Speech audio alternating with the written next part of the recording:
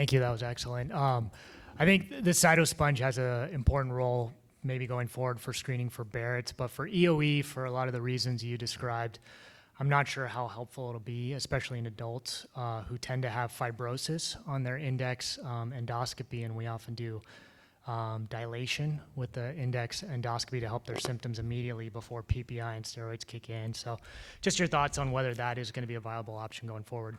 Yeah, I mean, so it's kind of interesting. You know, right now in the FDA approval, dysphagia is a contraindication to giving it, and that's the main symptom we see in patients with EoE. So I think initially, it's probably going to be in research protocols and trials looking at that.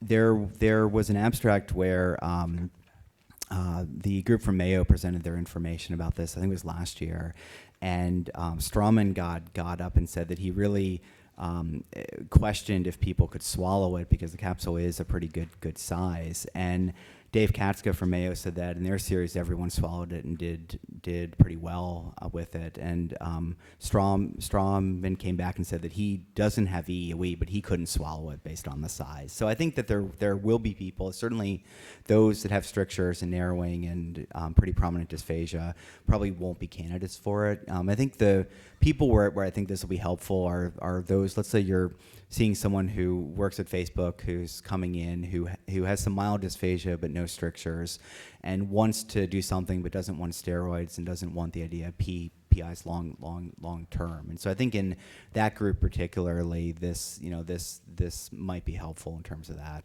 I've been a little bit hesitant to go down the diet route just because the cost of doing endoscopy is so much here, and if they have to do endoscopy after endoscopy, it's not practical.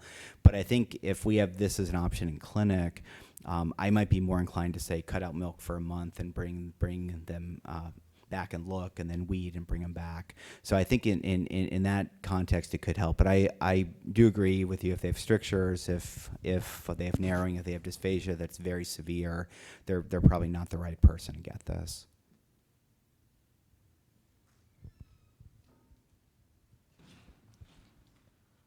Great. Well, thank you, John. I think Thank you.